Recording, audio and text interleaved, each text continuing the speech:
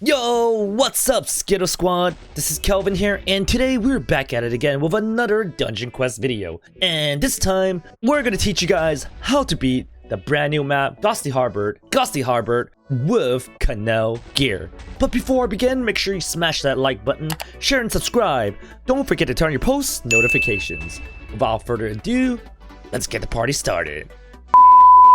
Alrighty, so what we have here is two maxed out Canal warrior and mage. Yes, one warrior, one mage. We're doing pretty good in terms of Canal items. That's why we're ready to tackle the brand new map, GHASTLY Harbour. But I do want to stress that if you guys aren't doing very good in Canal with a legendary and perhaps some overlord items, be it blue or purple, tackling GHASTLY Harbour should not be your priority. You guys should definitely gear up from Canal first. What I'm going to show you guys is I have a purple full set Overlord's Warrior and a Overlord Rageblade. I'm going to be using Blade Storm and Electric Slash for this. I do have two of each so that I can change accordingly. And then we have a purple blue Overlord's Mage with Overlord Mana Blade Legendary. That's right, she's going to be using Chain Heals and Vortex. She might pick up an Aura of Life as well to keep herself alive, and that's what we need when it comes to tackling the brand new dungeon together as a team.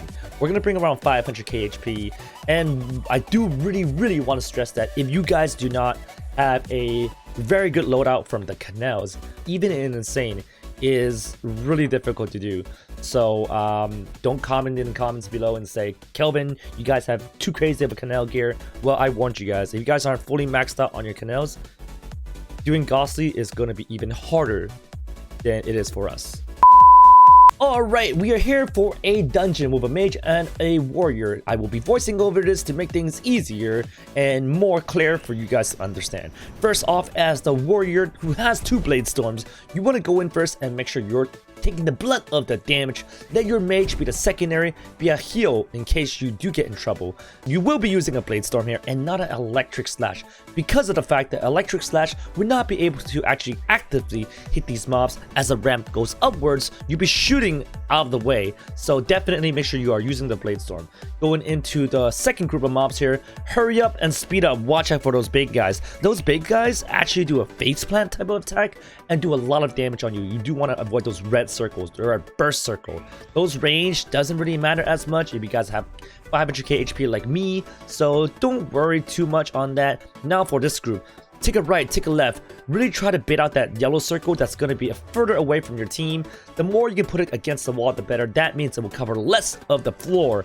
And then it seems like I'm trying to bait away right now, watching out for my teammate coming back and trying to grab aggro, grab the attention of all the mobs. You have to understand, your healer only has one Vortex skill. She or he is not going to be able to get away soon and fast enough. Now, this next coming mob is going to be very important, guys. You do not want to oof the next coming mob, because as you can see, way up here is actually your spawn point, your checkpoint. If you oof in the next group, if you die, guess what? You're going to be spawned all the way up here. You're going to have to run your butt all the way down once again. And I don't think you're going to appreciate that at all, guys. It's gonna suck. Even if you have some speed skills, it's gonna be a terrible task to do.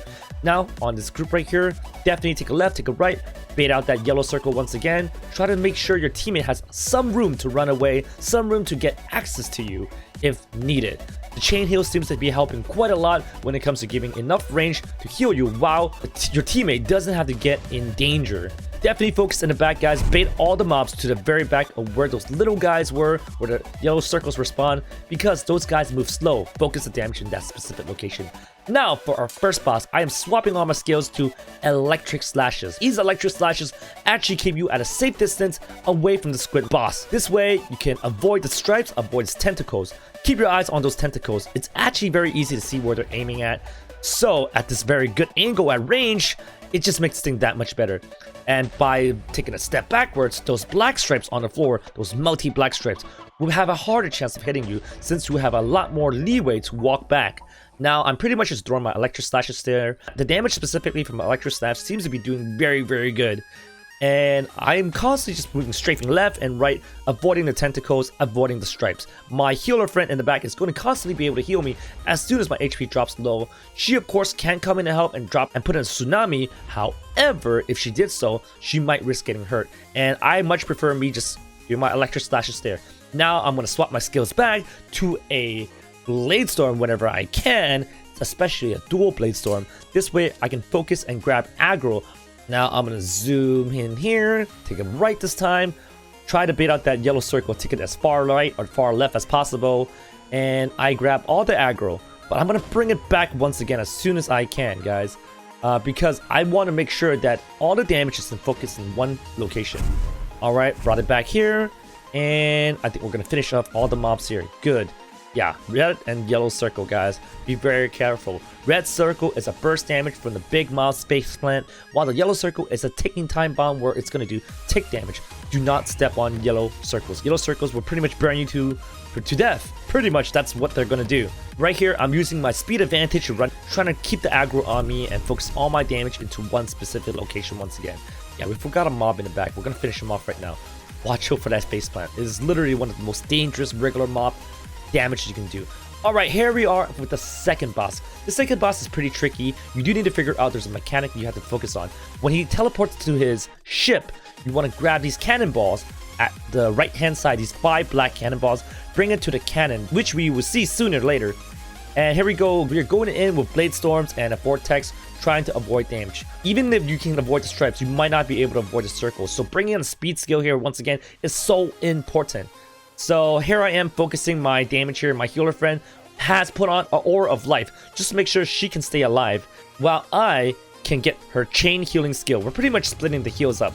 I'm going to go back there with my double Blade Storm with extra speed to grab the black cannonballs to bring to the cannons right now, while she pops on an Aura of Heal, an Aura of Life, and help me out.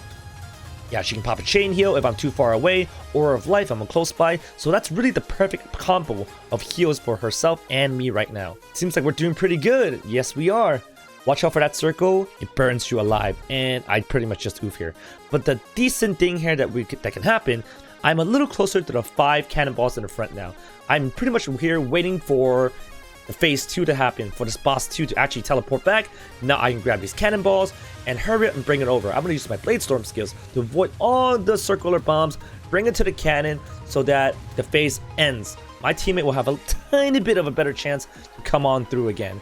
Then I'm going to focus my damage right here while my healer pops a chain heal, hopefully in case I need it, which I don't yet, but if I did, she can definitely pop a chain heal from her range.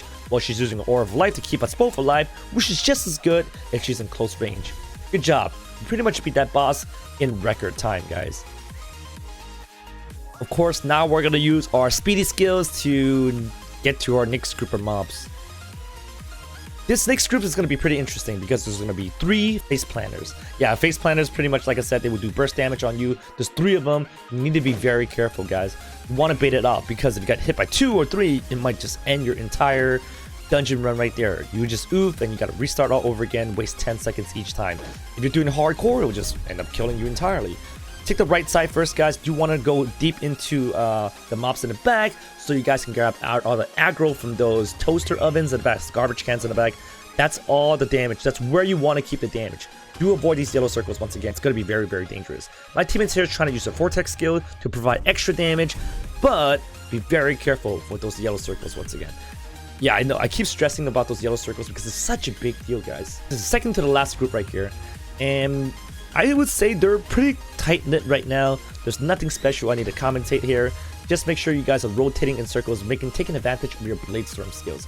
Of course, if you guys happen to use a different skill from the Canal to make this dungeon run better, feel free to comment in the comments down below, guys. I would love to learn any new skills that you guys feel like would be a better alternative to the Blade Storm. And of course, you guys can be running double mages. It doesn't really matter. I do suggest to bring a healer because this map is just that brutal, guys. And this last group before the final boss is even better. No taunt skill needed here. The area is so small. They're going to be really close to each other. Your Blade Storm or your Vortex will pretty much hit everything. Then we're going to kill this last boss and take a super secret shortcut. We're going to jump up the hill here. Go aim for the green grass. This way you don't have to take a detour to run your butt all around. You shave seconds off your time. Now we're going to fight the final boss. I have to stress here, the final boss is very, very difficult. We actually end up oofing here quite a lot. It's a good thing that we save on time. That's why shaving off seconds will really help quite a bit when it comes to beating the dungeon. Do split up when you guys can because we ended up not splitting up here and we died. well, my healer died, and then yes, I died right there. But like I said, thank God we have so much time on our hands. And I'm gonna take a right. Watch out for the big square block. That's the cue for you to speed away as soon as possible, because even if you were a tiny bit close to it, the spraying fire flamethrower from the serpent is gonna cause you to die. So be very careful. If you're a healer, pop a heal skill preemptively ahead of time. Don't react to it. Do it ahead of time. Assume that it's going to do damage to you. Assume it's going to hurt you. Then these circles are pretty easy to avoid. The stripes, the further you are away from the waters, is better. There's only 2 areas where they're going to be doing the burst of water and the stripes. So you can pretty much predict where you need to go. But the biggest danger here, once again, is the flamethrower. That big square that takes you forever to run away. That's why bringing a blade storm to this boss or a vortex is going to give you guys so much benefits. Super speed gets you out of that impossibly large area. And here we go, guys. We beat this boss easy peasy. I hope this run has helped you guys out quite a bit. And as you can see, the warrior did most of the damage, the mage did most of the heals, and that's it. Thank you so much for watching, everybody. If you did enjoy this video, make sure you like, share, and subscribe. Don't forget to turn on your post notifications. Until we play again next time. Peace out, y'all.